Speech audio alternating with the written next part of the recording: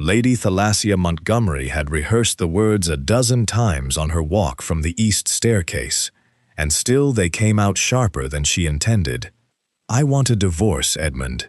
She set the folded papers on the writing desk between them, right beside his unfinished cup of chocolate. The solar was bright that morning, sunlight pouring through the tall windows and catching the dust motes above the Duke's ledgers, and for a moment he simply stared at the papers as though they were written in a language he did not know. "You cannot be serious," he said finally, not looking up at her. "I have never been more serious in my life." Duke Edmund Montgomery set down his quill. He was a tall man, broad through the shoulders, with dark hair swept back from a face that had grown harder over the 5 years of their marriage. He wore his morning coat unbuttoned, his cravat loosened, the way he always dressed when he thought no one of consequence would see him. Thalassia had once found that habit endearing. Now it only reminded her of how little effort he made for her these days. 5 years, he said. 5 years of marriage, and you bring me papers on a Tuesday morning, as though you were returning a borrowed book. What would you have me do instead? Wait until you notice I am unhappy?" Her voice cracked slightly, and she hated herself for it. "You have not asked me a single question about my day in months, Edmund. Not one." He rose from behind the desk, and for a heartbeat she thought he might argue, might reach for her hand the way he used to when they were newly wed and still curious about each other. Instead, he only walked to the window and looked out over the gardens, his jaw tight. "Sign them," Thalassia said, "or do not. But I will not live in this house pretending we are something we are not." It was then, in the silence that followed, that the Manor groaned. It was not the ordinary settling of old timber that Vanacrest Manor made on cold mornings. This was deeper, a sound that seemed to come from beneath the very floorboards, followed by a series of heavy, metallic thuds that rolled through the house like distant cannon fire. Thalassia gripped the edge of the desk as the windows rattled in their frames. "What in heaven's name?" she began. Edmund was already moving toward the solar door, and she followed him into the corridor, her skirts catching against her ankles as she hurried to keep pace. Servants had gathered at the top of the grand staircase, their faces pale, and below them, in the entrance hall, Mrs. Pemberton the housekeeper stood frozen before the great front doors. "Your Grace," she called up, her voice unsteady, "the doors will not open. None of them will open." Edmund descended the stairs 2 at a time, and Thalassia lifted her skirts and followed. When they reached the entrance hall, he threw his weight against the heavy oak doors, but they did not so much as shudder. Through the narrow gap beneath them, Thalassia could see a thick iron bar, black and gleaming, that had not been there an hour before. "The library windows," Edmund said sharply to a footman. "Try the library windows." But it was the same story throughout the house. Every door, every window on the ground floor had been sealed behind iron shutters that seemed to have dropped from nowhere, as silent and sudden as a held breath finally released. The kitchen door, the garden terrace, even the small servants' entrance near the scullery, all of it locked fast, as though the Manor itself had decided, in that single moment, that no one would be permitted to leave. Thalassia turned to her husband, breathless. "Edmund, what is happening?" For a long moment he said nothing. Then something shifted in his expression, some old memory surfacing behind his eyes, and he sank slowly onto the bottom step of the staircase. "My father," he murmured. "What about your father? Before he died, he told me a story I thought was nothing more than an old man's fancy." Edmund rubbed a hand across his face. He said he had built something into the very bones of this house, a mechanism hidden beneath the floors, connected to hinges and bolts throughout every wing. He said it would only ever activate under one condition. And what condition is that? Edmund lifted his eyes to hers, and there was something almost like dread in them now, mixed with disbelief. A declared separation between husband and wife, or a dispute over the inheritance of the estate. He gestured weakly toward the solar above them, toward the papers still sitting on his desk. The moment you spoke those words to me, Thalassia, some hidden mechanism must have registered it. I did not think it was real. I thought it was a tale he told to frighten me into a good marriage. Thalassia felt the color drain from her face. You are saying this house has locked us inside because of what I said to you this morning. I am saying exactly that. He stood, and for the first time in a long while, she saw something other than coldness in his face, something closer to fear. And if I remember correctly, my father said the locks would not lift again for 4 days. Behind them, one of the housemaids let out a soft, frightened cry, and Mrs. Pemberton hurried to comfort her. Thalassia stood very still in the entrance hall, staring at the sealed doors of Vanacrest Manor, and understood, with a cold and creeping certainty, that whatever quarrel had brought her to this house that morning was now the very least of her troubles. By early afternoon, the household had gathered in the grand foyer, summoned there by a message sent up from the ground floor. Mr. Aldous Whitfield, the family solicitor, had arrived at Vanacrest that very morning to review matters of estate business, quite unaware he would soon find himself trapped inside it, along with everyone else. He stood now near the base of the staircase, a leather satchel clutched to his chest, his spectacles slipping down his nose as he studied the assembled servants and the 2 people at the center of it all. "Your Grace," he said to Edmund, "I confess I do not fully understand what has occurred here, but I believe I may hold something that will explain a great deal." He drew from his satchel a sealed letter, the wax stamped with the old Duke's personal crest, and turned it over in his hands before continuing. "Your late father entrusted this to me some years past, with strict instruction that it was to be opened only if the household ever found itself sealed by the mechanism he built. I confess I thought the entire matter fanciful. I see now I was mistaken." Thalassia stood beside her husband, her arms folded tightly against the chill that had settled into the unheated foyer, and watched as Whitfield broke the seal. The room fell silent, save for the crackle of old paper unfolding. "My dear son," Whitfield read aloud, his voice carrying easily across the marble floor. "If you are hearing these words, then the mechanism has done precisely as I intended, and I offer you my sincere apologies for the disruption it has caused. But there is a matter far graver than locked doors that you must now attend to." He paused, adjusting his spectacles, and continued.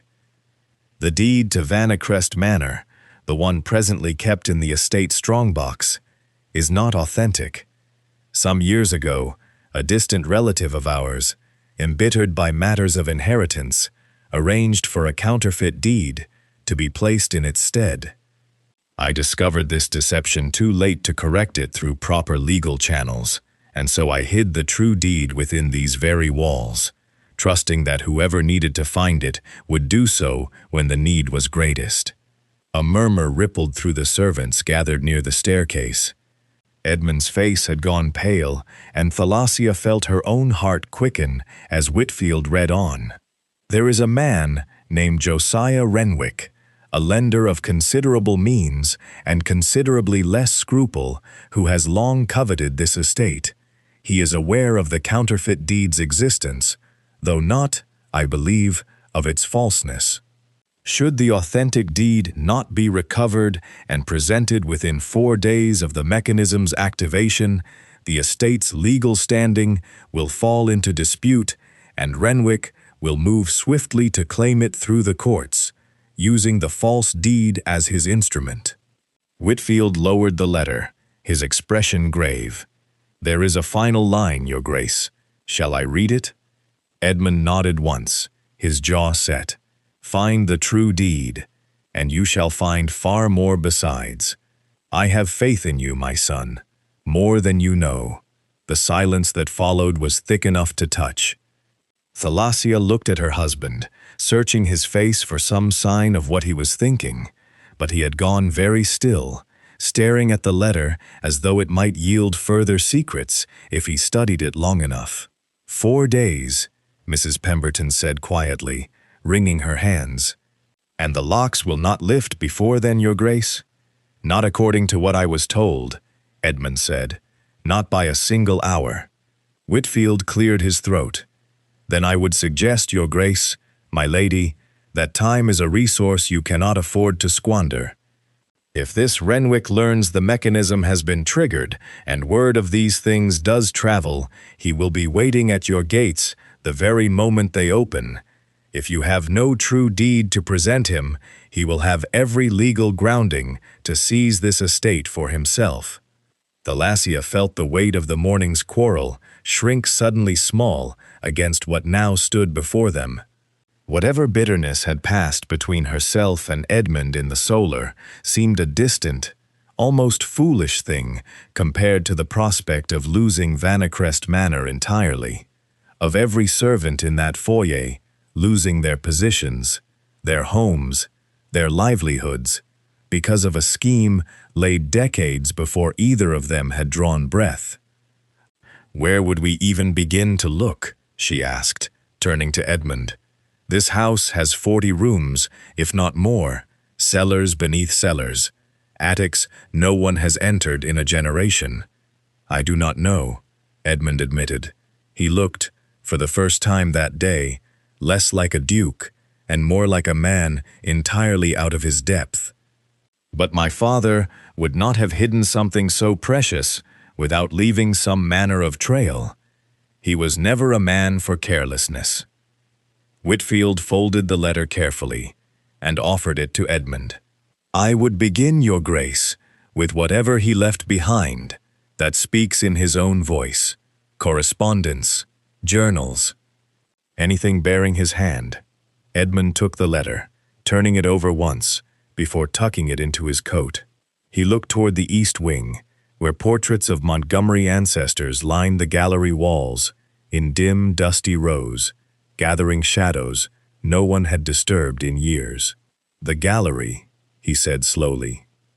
"My father spent his final months there, more than anywhere else in this house. I always thought it strange. Now I wonder if there was a reason for it."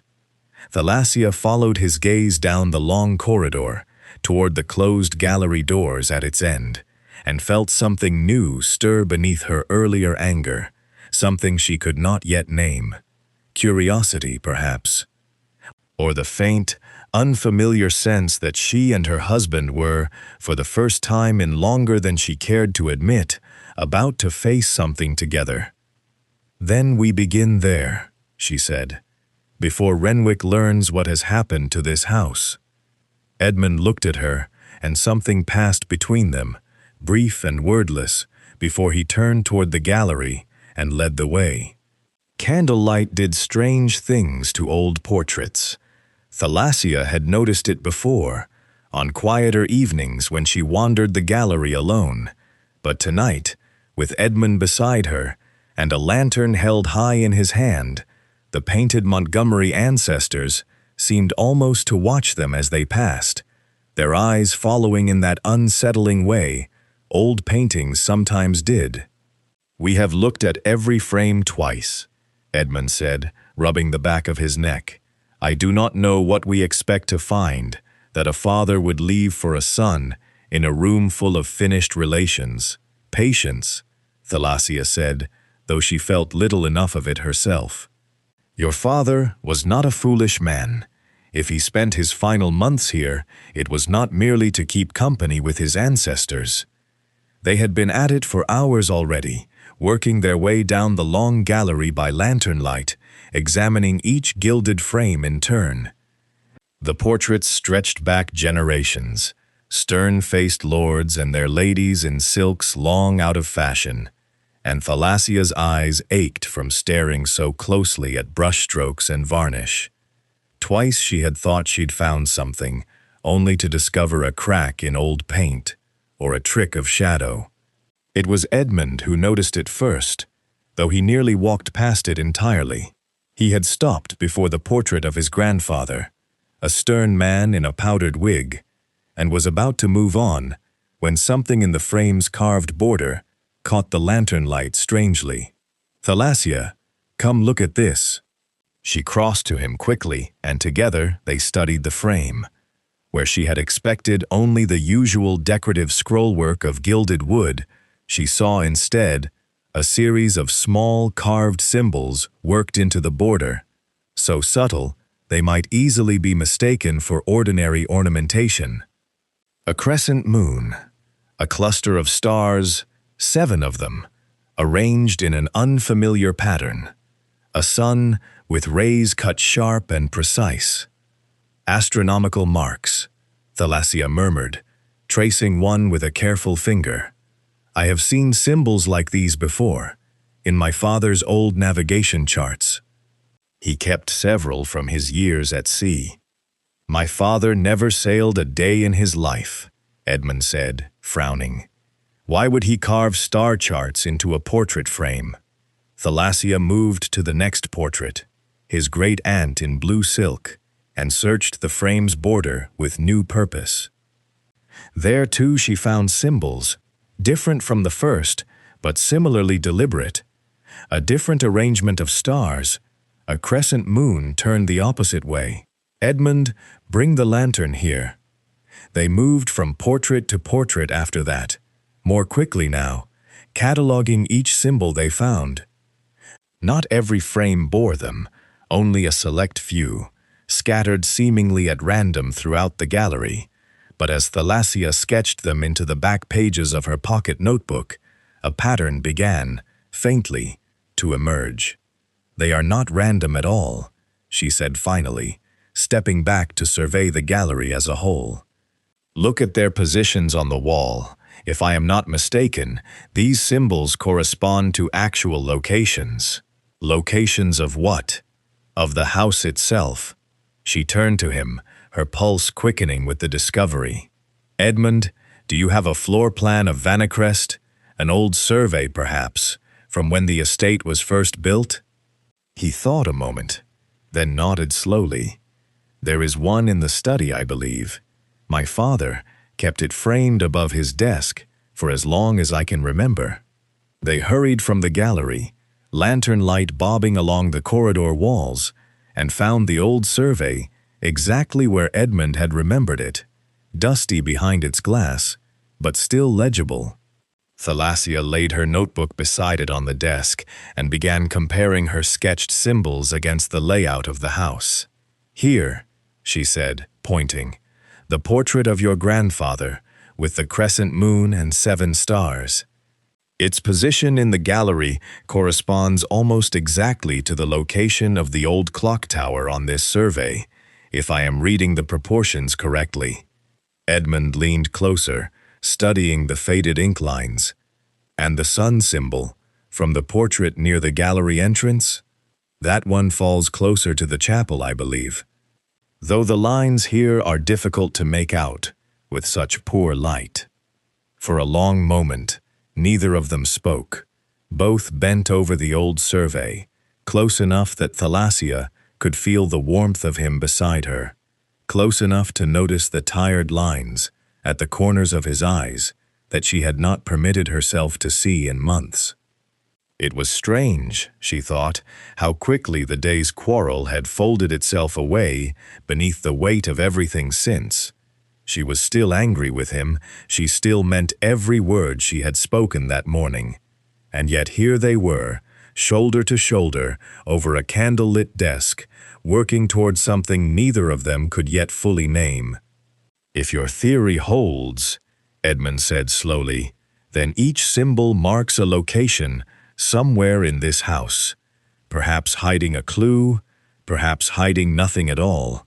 Your father did not carve 7 separate symbols into portrait frames for nothing, Edmund. He wanted this found. He simply did not want it found easily. Edmund straightened, running a hand through his dark hair, and for the first time that day, something like the faint ghost of a smile touched his mouth. He always did enjoy his puzzles. I recall as a boy, he would hide our Christmas gifts behind riddles so elaborate my sisters would weep with frustration before finding them. Then let us hope he was kinder to his own son.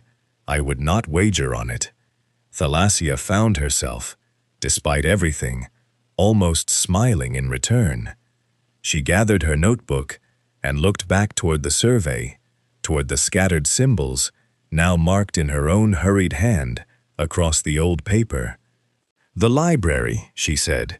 "There is a symbol here, near the library, that I have not yet matched to anything in the gallery. If your father left instructions anywhere in this house, it would be among his books." Edmund took up the lantern once more. Then we had best not waste what remains of the night. Morning found them in the library, though neither Thalassia nor Edmund had slept more than a few restless hours. The great room rose 2 stories, its upper gallery reached by a narrow spiral staircase, and every wall from floor to ceiling was crowded with books that had not been properly catalogued in years. Dust lay thick on the higher shelves, and the morning light through the tall windows caught it drifting lazily through the air like something suspended in water.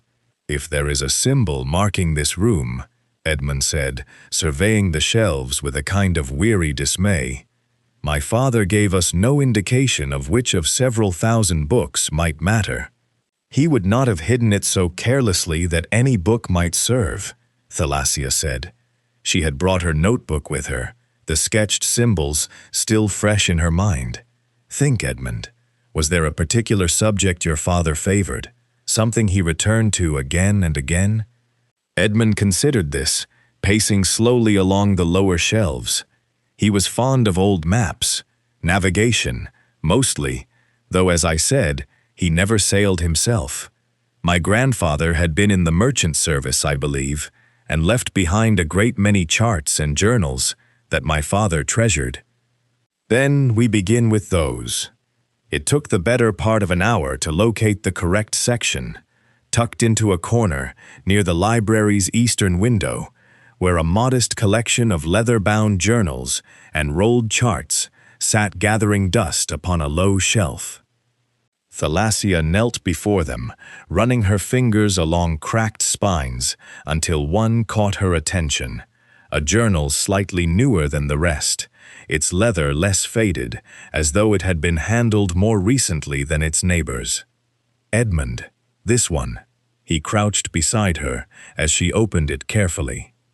The pages within were filled with careful, looping handwriting she recognized at once from the letter Whitfield had read aloud in the foyer.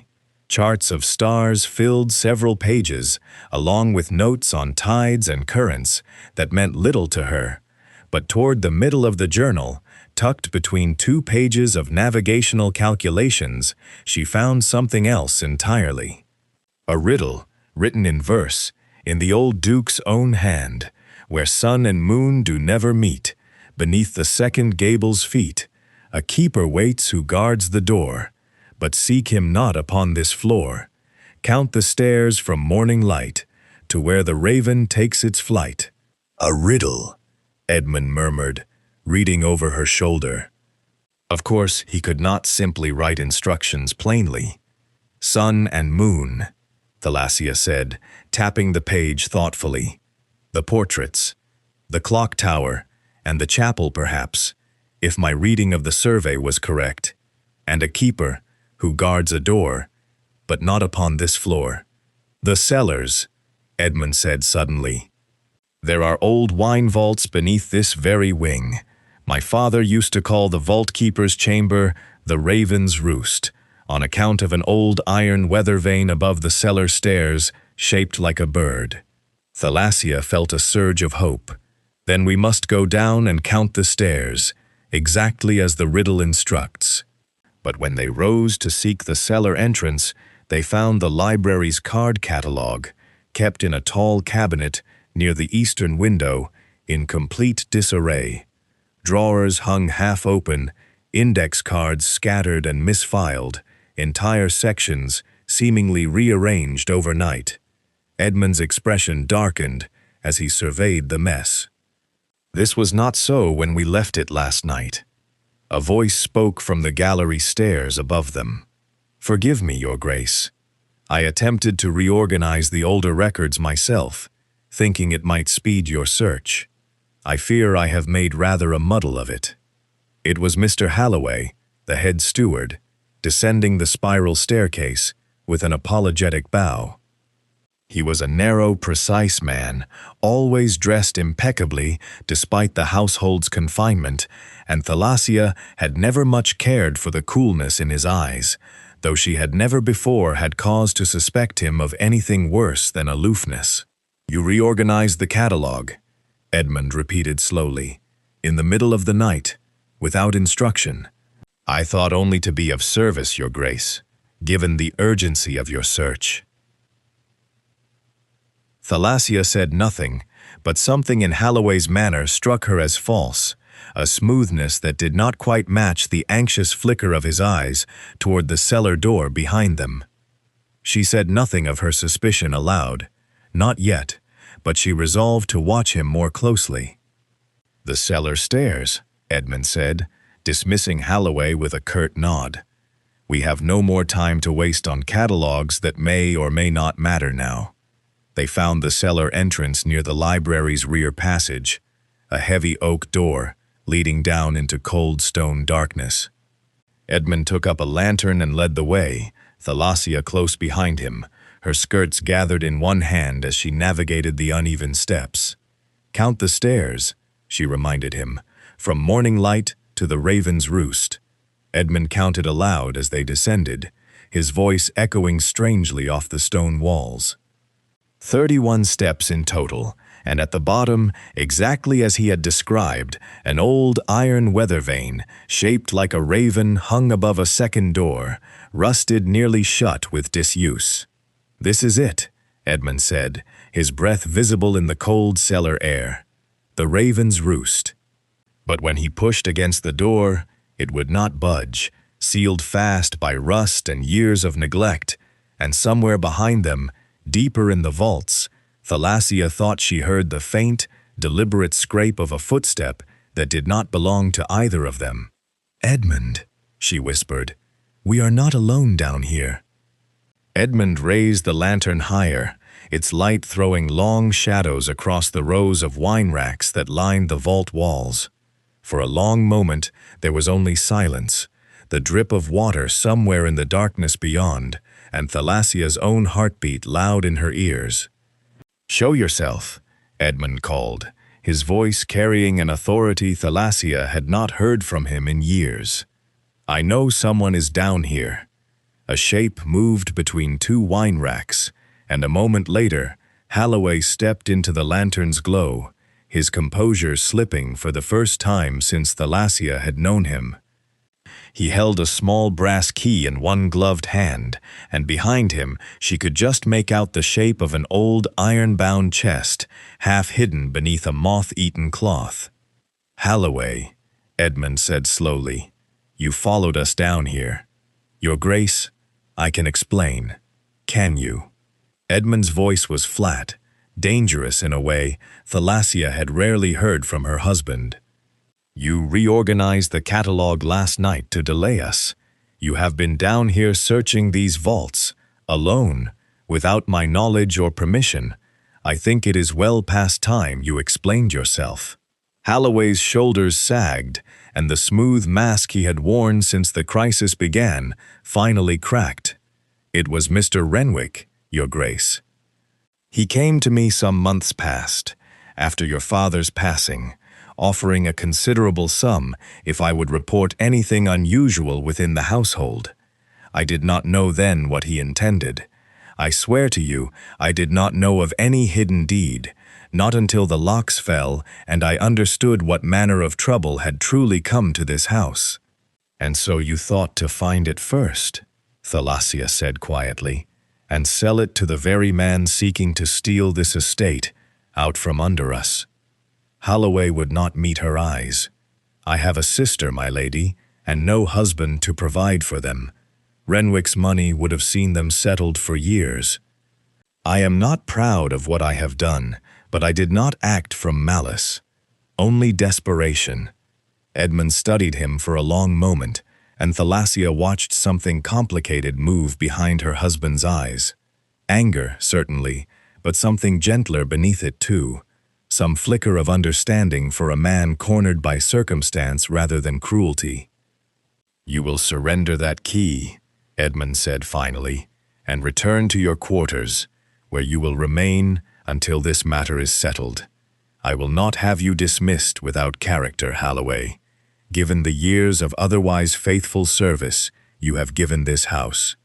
But you will interfere no further, and you will speak to no one of what has passed here. Do you understand me?" Holloway's eyes glistened, and he bowed low, pressing the brass key into Edmund's waiting palm. "Thank you, Your Grace. You are more generous than I deserve." "See that you remember it," Edmund said, and watched the steward retreat up the cellar stairs before turning back to the iron-bound chest beneath its moth-eaten cloth. Together, they knelt before it, and Edmund fitted the small brass key into its lock.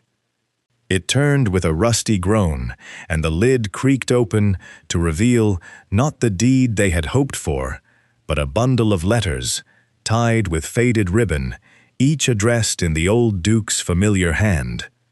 "To my son," Edmund read from the topmost letter, "to be found only if the trial I have set for him proves difficult enough to drive him into these vaults."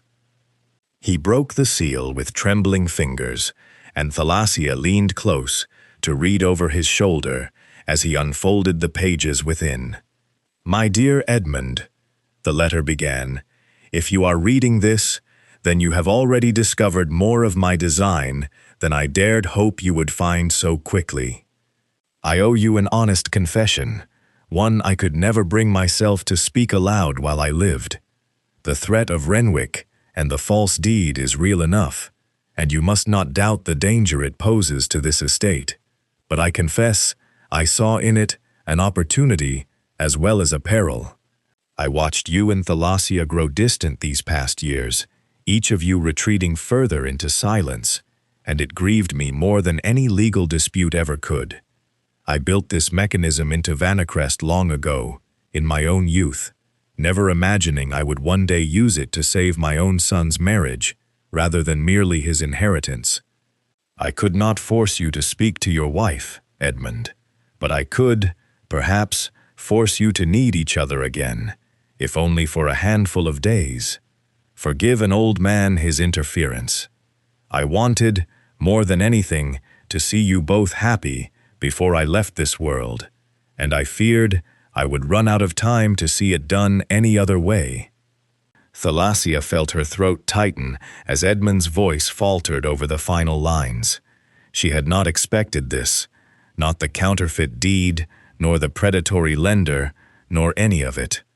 But least of all this, the quiet, aching hope of a dying father, reaching from beyond the grave to mend what his son had let quietly break. "He knew," Edmund said softly, staring at the letter. "He knew we had grown apart, long before either of us admitted it to ourselves. Edmund," Thalassia touched his arm gently, "this does not change what I said to you yesterday morning. But I confess, I did not know your father cared so deeply for what became of us." Edmund looked at her then, something raw and unguarded in his expression that she had not seen from him in a very long time. "Nor did I," he admitted, "though perhaps I ought to have." Above them, somewhere in the depths of the old house, a distant bell tolled the hour, and Edmund carefully folded the letter back into its bundle, tucking it inside his coat beside his father's earlier missive. "We still have a deed to find," he said, rising and offering her his hand. "But I think, Thalassia, we ought to speak more plainly to one another before this search goes any further." The conservatory had always been Thalassia's favorite room in Vanacrest Manor, though she had spent precious little time there these last 2 years. It sat at the southern end of the house, a glass house of iron and glass, filled with ferns and orange trees, and a great climbing jasmine that Edmund's mother had planted decades before, and even now, with the household confined and anxious, the evening light through its panes turned the whole room gold. Mrs. Pemberton had sent up a simple supper, bread and cold mutton and a pot of tea, laid out on a small wrought-iron table between 2 chairs, and Edmund had asked, almost shyly, whether Thalassia would join him there before they resumed their search in the morning. "You need not look so surprised," he said, as she settled into the chair across from him. "I am capable of thinking of something other than hidden deeds. Forgive me. I had simply grown accustomed to you thinking of little else besides estate business these past years." She had meant it lightly, or had tried to, but Edmund's expression flickered with something that might have been hurt. He poured her tea without answering at once, and for a while they ate in silence, the only sound the distant creak of old glass settling and the faint rustle of jasmine leaves in the evening draught. "May I ask you something honestly?" Edmund said finally. "And will you answer as honestly in return?" Thalassia set down her cup. "You may ask." "When did it begin? This distance between us? I have turned it over in my mind all day, and I cannot fix upon the moment it started." Thalassia considered the question carefully, unwilling to answer carelessly, after everything the day had already asked of her. "I think it began the winter," she said quietly. "You grew so consumed with grief that you buried yourself in the estate ledgers, rather than speak of it, and I did not know how to reach you. I told myself I was giving you space to mourn in your own way, but the space only grew wider, Edmund, until I no longer knew how to close it." Edmund's jaw tightened, and he looked down at his hands. "I did not know how to grieve in front of you," he admitted. "My father raised me to believe a man's sorrow was his own private burden, not something to be laid upon his wife. I thought I was protecting you by keeping it to myself." "You were not protecting me. You were leaving me alone with my own grief, while you carried yours in silence a room away." The words landed harder than she intended, but Edmund did not flinch from them. "I believed, for a long while, that you blamed me," he said. "For the loss, I know it makes no rational sense, but grief rarely does. I thought if I gave you distance, you would not have to look at me and remember." Thalassia felt tears prick unexpectedly at her eyes. "I never blamed you, Edmund, not once. I only wished you had let me grieve beside you, rather than apart from you."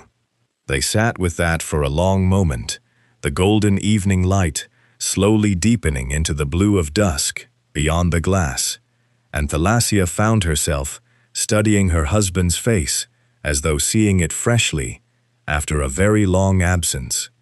The hardness she had grown so used to seeing there these past years seemed, in this light, less like coldness and more like a man who had built walls out of grief he never learned to set down. "I assumed things of you as well," she admitted. "I told myself you had simply stopped caring.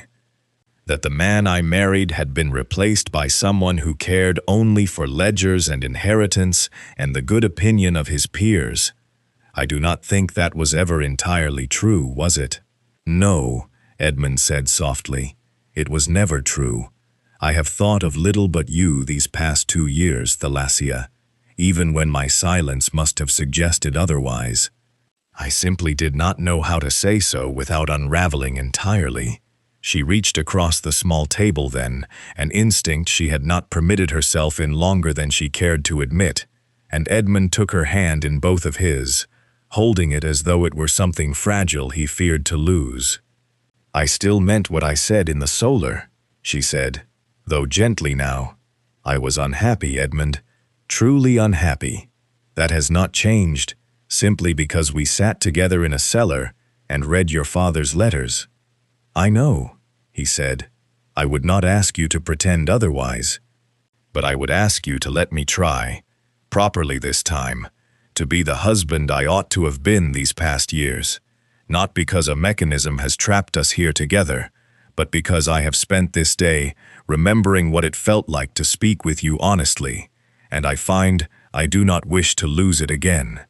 Thalassia studied him for a long moment, weighing his words against 2 years of quiet loneliness, against a grief she had carried largely alone, against the strange gift of honesty this impossible confinement had somehow forced between them. Then let us try, she said finally. Honestly, this time, no more silence. Edmund's hand tightened gently around hers, and outside the glasshouse windows, the last of the evening light faded into true dark, leaving them together in the soft glow of a single lamp, the jasmine scent thick and sweet around them, and for the first time in longer than either could remember, the silence between them felt like peace rather than distance. Morning broke clear and cold over Vanacrest Manor, and for the first time since the locks had fallen, Thalassia woke feeling something other than dread pressing against her chest. She found Edmund already awake when she came down, his father's letter spread open on the breakfast table before him, the riddle from the navigation journal set beside it. I have been thinking on the raven's roost, he said, as she took her seat. We found the vault, and my father's letters within it, but no deed. I wonder now whether the vault was never meant to hold the deed itself, only the next piece of the trail. The clock tower, Thalassia said, recalling their earlier conversation in the study. The portrait with the crescent moon and 7 stars marked its location on the survey. We have not yet searched there. Edmund nodded, folding the letter carefully away. My father spent a great deal of time in that tower, in his final years. I always assumed it was simple fondness for the mechanism itself, the clockwork and gears. He was forever tinkering with them.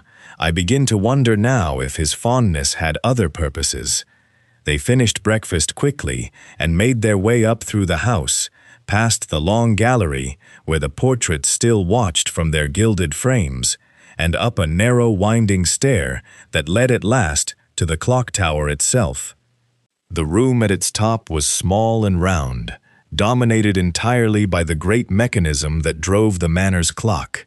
Brass gears the size of cartwheels, turning slowly against one another, and a pendulum swinging with patient, unhurried rhythm through the center of the space. I have not been up here since I was a boy, Edmund admitted, running a hand along one of the old iron support beams. My father used to bring me up on Sunday afternoons and explain the workings of the gears. I found it dreadfully dull at the time. I wish now I had listened more closely. Thalassia moved slowly around the chamber, studying the mechanism with careful eyes. The riddle from the navigation journal had spoken of coordinates, of a final answer hidden within the house, and she suspected the clock tower held not the deed itself, but some further clue toward it. Edmund, she called, come look at this. She had found, tucked into a small alcove behind the largest of the brass gears, a disc of tarnished metal no larger than her palm, engraved on both faces with strange markings, rings of numbers along its outer edge, and at its center, a series of symbols that matched, unmistakably, those she had sketched from the gallery portraits 2 nights before. A cipher disc, Edmund breathed, taking it carefully from her hands. My father was fond of codes. He kept a small collection of them from his own father's time, curiosities more than anything useful, or so I always believed. He turned the disc over in the tower's dim light, studying the rings of engraved numbers, and Thalassia watched understanding slowly dawn across his face. These outer numbers correspond to the gallery symbols, he said. If we align them correctly, according to the order in which we found them in the portraits, I believe the disc will yield something more." They worked together at the small writing table pushed against the tower's curved wall, Thalassia consulting her notebook while Edmund carefully turned the disc's inner ring to match each symbol in sequence. The crescent moon first, then the 7 stars, then the sharp-rayed sun, working through the pattern they had traced from portrait to portrait 2 nights before. With each alignment, the disc gave a small, satisfying click, until at last, with the final symbol set into place, a narrow slot along its edge slid open to reveal a tightly rolled slip of paper hidden within. Edmund drew it free with trembling fingers and unrolled it upon the table. It was not another riddle this time, but something far more direct. A small, carefully drawn diagram, marked with an arrow pointing toward what appeared to be the Manor's old armory, and beneath it, in his father's familiar hand, a single line of instruction. "Where the shield hangs false, the true path lies beneath." "The armory," Thalassia said. "We have not searched there yet." "No," Edmund agreed, studying the diagram closely. "Though I confess, I do not know what he means by a false shield. The armory walls are hung with a dozen shields at least, family arms collected over generations.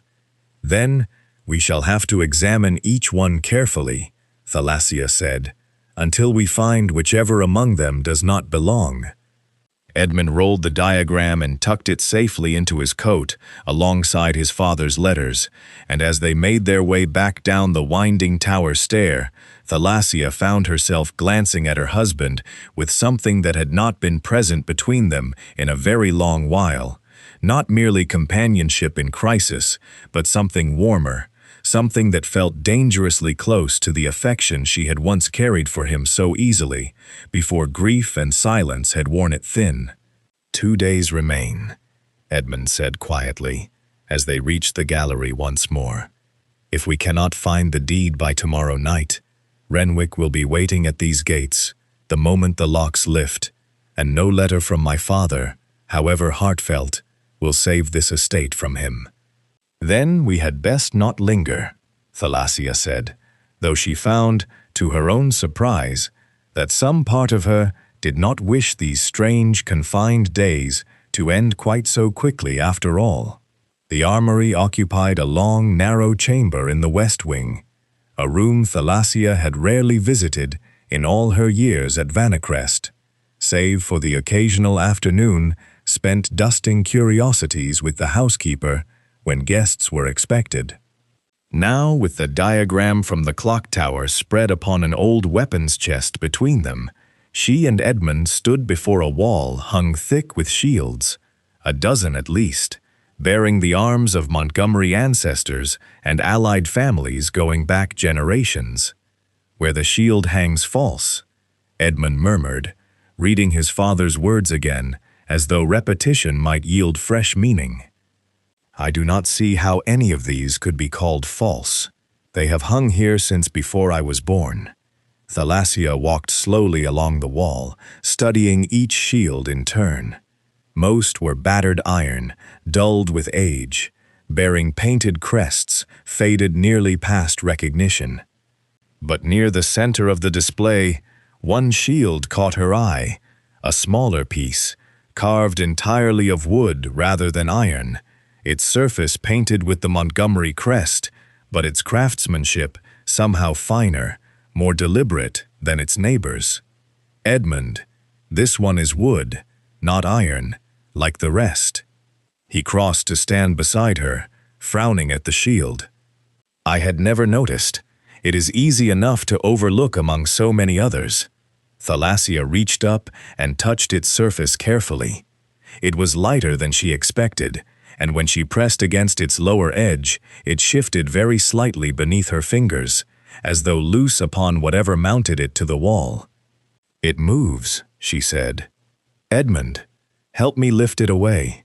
Together, they worked the shield free of its mounting, and behind it, Set into the stone wall itself, they found a small mechanical latch, no larger than a keyhole, half hidden in shadow.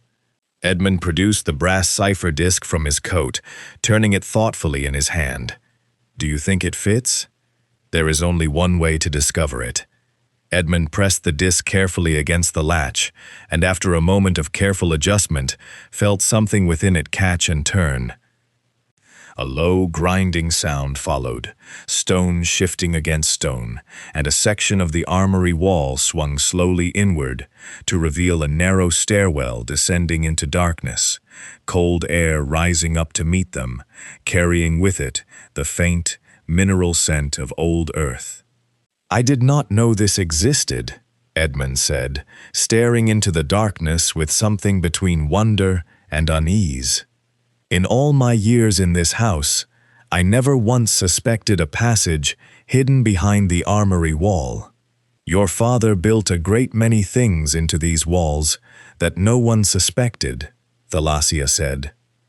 I begin to think we have only uncovered a fraction of his secrets.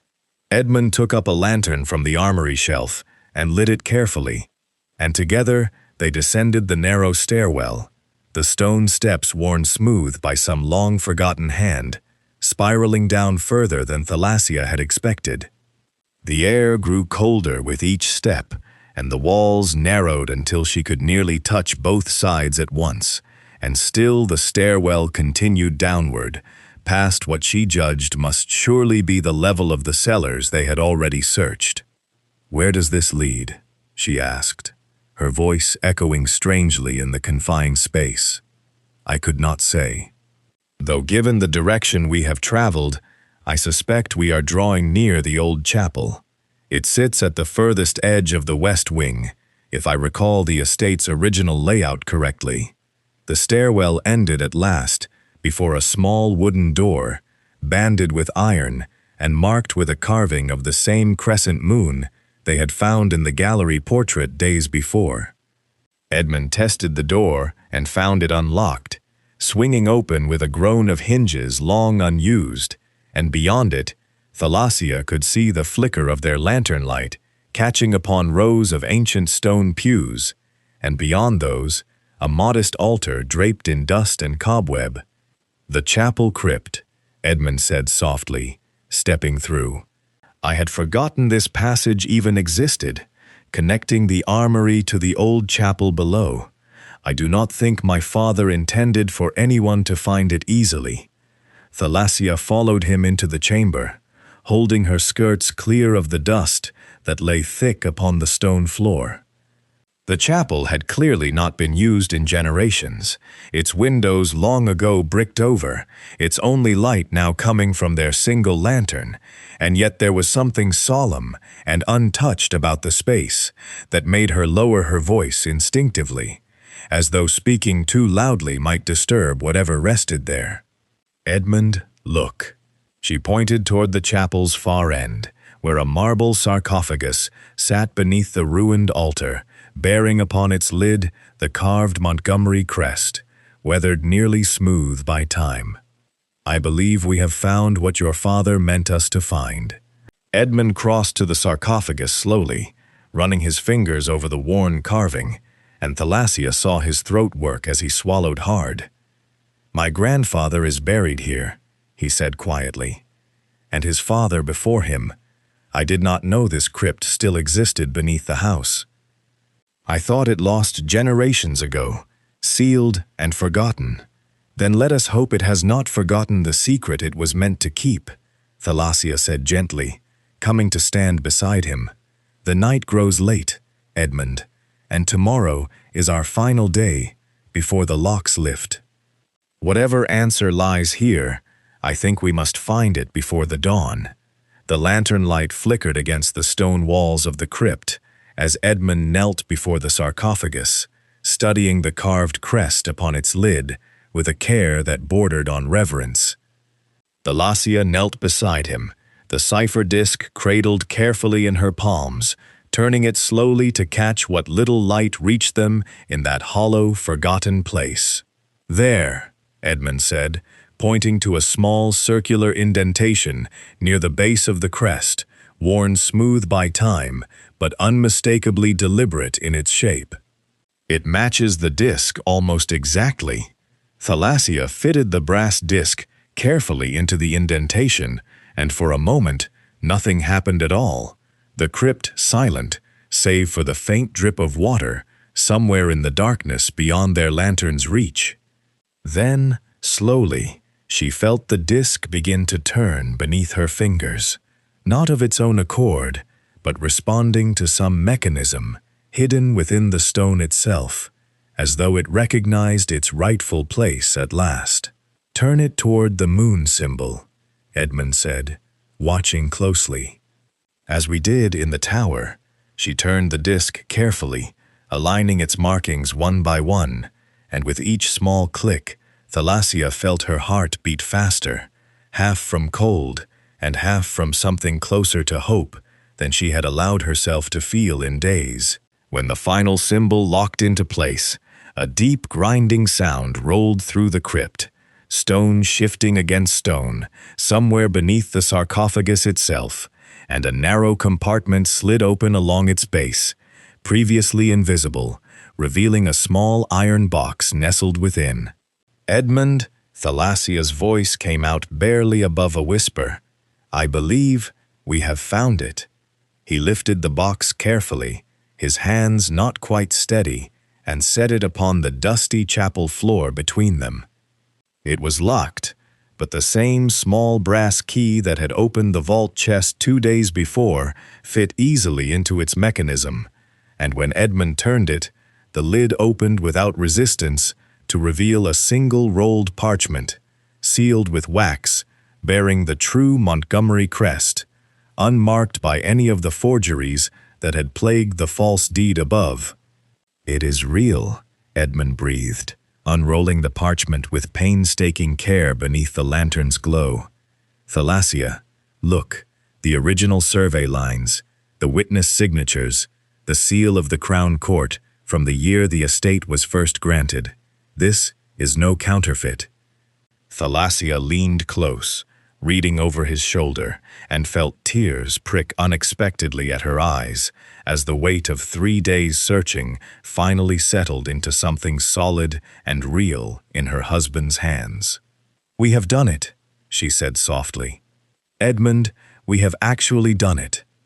He looked up at her then, and in the lantern's warm light, she saw an expression she had not seen upon his face in years, not merely relief, though relief was certainly there, but something closer to wonder, as though he had rediscovered not only his father's hidden trust, but some forgotten part of himself along with it. "We have done it together," he corrected gently. "I could not have found this alone, Thalassia. Not the symbols in the gallery, not the riddle in the library, not any of it. You saw what I could not." "Your father built this trial for both of us," she said.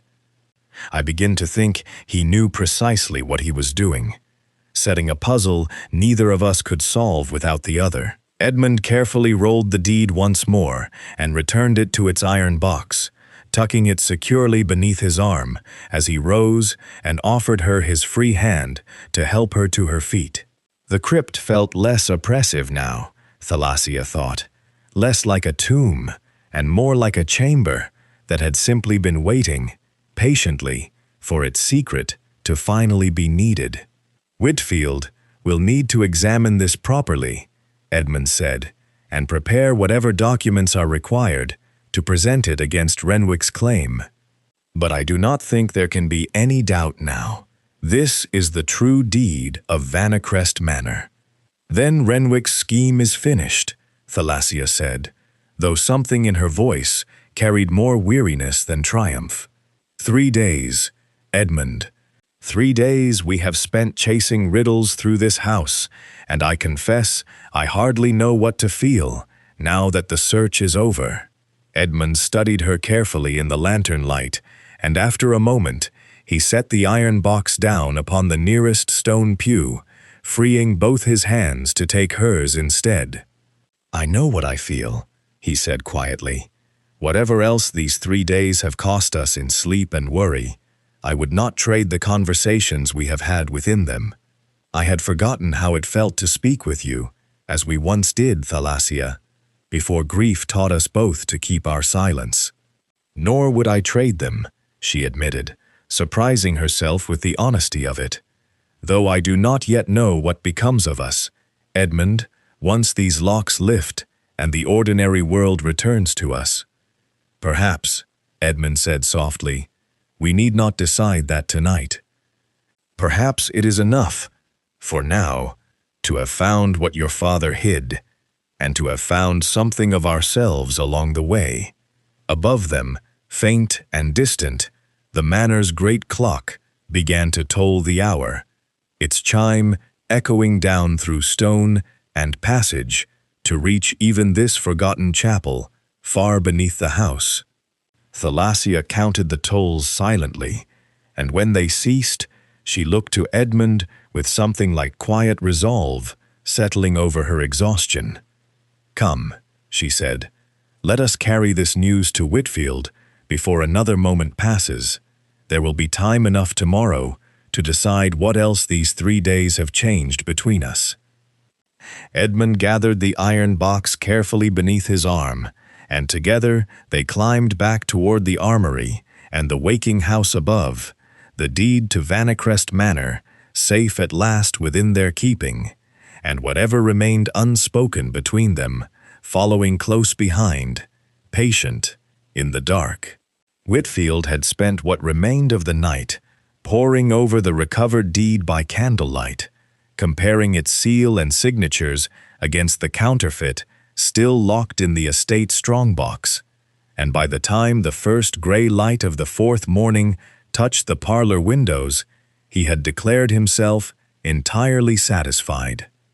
There can be no question of its authenticity, Your Grace, he said, setting both documents side by side upon the parlor table for Edmund and Thalassia to see. Observe the witness signatures here, dated a full generation before the false deed's supposed origin. Any court in the land would recognize this as the genuine article the moment it was properly presented. Thalassia stood at the tall parlor windows, watching the pale morning light spread slowly across the gardens below, still faintly silvered with frost. She had slept only a few hours, and yet she felt strangely alert, aware of every small sound in the house around her, the creak of settling timber, the distant clatter of the kitchens finally stirring to life, the soft murmur of servants gathering in the corridors, drawn by rumor and hope in equal measure. How much longer do you think, she asked, before the lock's release? Edmund consulted his father's letter once more, though she suspected he had long since memorized its contents. My father wrote that the mechanism would hold for 4 full days, releasing at the same hour it first engaged. That would place it near mid-morning, if my memory of yesterday serves. As if summoned by his very words, a low mechanical groan rolled through the house, the same sound that had sealed them in 4 mornings before, now working in reverse. Thalassia felt the floor beneath her feet give the faintest tremor, and throughout Vanacrest Manor, iron bolts began sliding free of their housings, shutters lifting from windows long darkened, until at last, with a final resonant clang that echoed through the entrance hall, the great front doors of the manor stood unbarred once more. Mrs. Pemberton, who had come to stand near the parlor doorway, pressed a hand to her chest and let out a shaking breath of relief. It is done, Your Grace. The doors are open. But relief had scarcely settled over the household before a new commotion rose from the drive beyond the windows, the sound of carriage wheels upon gravel, and voices raised in official-sounding conversation. Thalassia crossed to the window in time to see a fine black carriage draw up before the manor steps, from which descended a lean, sharp-featured man in an expensive but severely cut coat, followed closely by 2 uniformed bailiffs. "Renwick," Edmund said grimly, joining her at the window, He has lost no time at all." "He must have had men watching the gates," Whitfield said, gathering the deed carefully into a leather folio, waiting for the very moment the locks released. They met him in the entrance hall, the great doors still standing open behind him, morning light spilling across the marble floor, where 4 days before iron bars had sealed them in. Josiah Renwick removed his hat with a smoothness that did not quite reach his eyes, offering Edmund a bow just shallow enough to skirt the edge of insolence. "Your Grace, I confess I had heard rumors of some difficulty at Vanacrest these past days. Nothing serious, I hope." "Nothing you need concern yourself with, Mr. Renwick," Edmund said evenly, "though I confess some surprise at finding you upon my doorstep so promptly, given how swiftly word of our private troubles seems to have reached you." Something flickered across Renwick's composed expression, quickly smoothed away. "A man in my profession keeps informed of such things, Your Grace, as a matter of necessary practice. I have come, in fact, on a matter of some urgency regarding the deed to this estate. I have reason to believe certain irregularities exist in its standing, irregularities that may require the court's attention." "Do you?" Edmund said, his voice deceptively calm. "How curious that you should raise such a matter today. Of all days." Renwick's smile thinned. "I merely wish to see the estate's affairs conducted properly, Your Grace.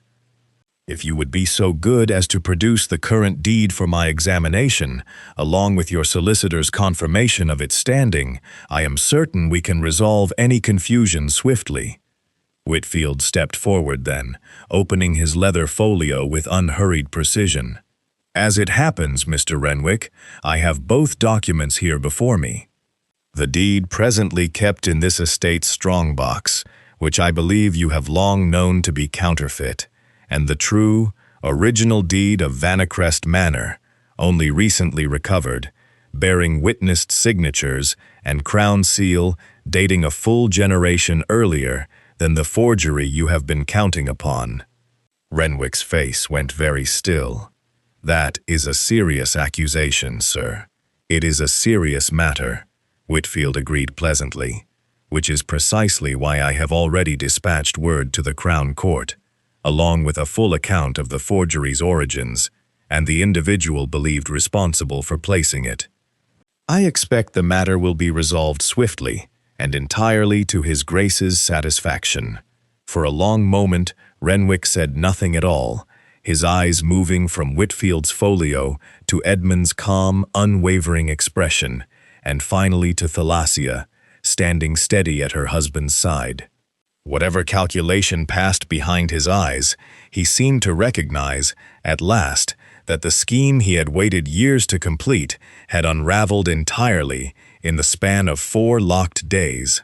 "I see I have been misinformed," he said finally, his voice clipped with poorly concealed fury. "I shall trouble you no further, Your Grace." He replaced his hat and turned sharply on his heel, striding back toward his waiting carriage, without another word, the bailiffs falling in uncertainly behind him. Edmund watched from the doorway until the carriage had rolled entirely from view down the long gravel drive, and only then did his shoulders finally ease, 4 days of tension slowly draining from him at last. "It is over," he said quietly, turning to Thalassia. "Vanacrest is safe." Thalassia stepped into the open doorway beside him, morning sunlight warm upon her face for the first time in days, and felt the truth of his words settle slowly into something that felt, for the first time in a very long while, remarkably like peace. By afternoon, the household had settled into something resembling ordinary life again, though nothing about Vanacrest Manor felt quite as it had 4 days before. Servants moved through the corridors with lighter steps. Doors and windows stood open to the mild spring air, and the great front gates, once sealed by iron and now simply standing wide, let in the sound of birdsong from the surrounding parkland for the first time since the crisis began. Thalassia found Edmund alone in the courtyard gardens near the old sundial, his coat discarded over a stone bench, sleeves rolled to the elbow as though he had needed, after everything, simply to stand beneath open sky and feel the sun on his skin. He looked up as she approached, and something in his expression shifted, a quiet gravity settling over him that had not been there even an hour before. "I have been thinking," he said, "about the papers you brought me 4 mornings ago." Thalassia's breath caught slightly. She had almost forgotten them herself, buried as they were beneath everything the household had endured since the vault, the letters, the crypt, Renwick's carriage rolling away down the drive. But of course, Edmund had not forgotten. She doubted he had thought of much else, in whatever quiet moments the search had allowed him. "What of them?" she asked carefully. Edmund reached into his coat and drew out the folded separation papers, creased now from 4 days, carried against his chest, alongside his father's letters. He held them out to her, his hand steady, despite whatever it cost him to offer them. "You asked me for a divorce," he said. "I did not answer you properly that morning, because the house saw fit to interrupt us before I could. I have had 4 days since to consider what I ought to have said." Thalassia took the papers slowly from his hand, her heart beating fast. "And what is that?" "That you were right to ask," Edmund said simply. "I gave you every reason to believe our marriage had become a hollow thing, Thalassia. I let my grief build walls between us that I never once tried to tear down, and I cannot pretend these 4 days alone have earned me the right to ask you to forget that. If you still wish to sign these papers, I will not stand in your way. I owe you that much honesty, whatever else has passed between us since." He stepped back slightly, giving her room, giving her, she realized, an honest choice, rather than any pressure toward the answer he might privately hope for. It was, she thought, perhaps the kindest thing he had done for her in years. Not the search through hidden passages and locked vaults, however remarkable, but this quiet willingness to let her decide freely, even now, even after everything. Thalassia looked down at the papers in her hands, the ink of her own signature still fresh from 4 mornings before, and thought of everything those 4 days had shown her. The gallery, where they had worked side by candlelight, the conservatory, where he had finally spoken his grief aloud after 2 years of silence, the crypt, where he had taken her hand and told her he had not forgotten how to speak with her honestly. None of it erased the loneliness of the years before, but it had shown her, unmistakably, that the man she had married still existed beneath the walls he had built, waiting only to be asked to come out from behind them. "You are not the only one who owes an honest confession," she said finally. "I did not bring you these papers only because I was unhappy, Edmund. I brought them because I did not believe you capable of change. I thought I already knew every version of you I would ever know, and I found that version wanting." And now Thalassia looked up at him, at the tired hope in his eyes, at the man who had followed her through cellar vaults and clock towers and forgotten crypts these past 4 days, not merely to save his estate, but she understood now, to prove something to her that words alone could never have accomplished. "Now I think I was wrong," she said softly. "Not about my unhappiness. That was real, Edmund, and I will not pretend otherwise, simply because these 4 days have been remarkable. But I was wrong to believe you incapable of becoming someone worth staying for. I have seen that man these past 4 days, more clearly than I have seen him in 2 years." She looked down at the papers once more, then, before she could allow herself to hesitate, tore them cleanly in half, and then in half again, letting the pieces fall between them onto the gravel path. Edmund stared at the torn papers for a long moment, and when he raised his eyes to hers, Thalassia saw something break loose in his expression, some final wall finally giving way entirely. Thalassia, I do not choose to stay, because your father built a clever mechanism into these walls, she said, before he could speak further.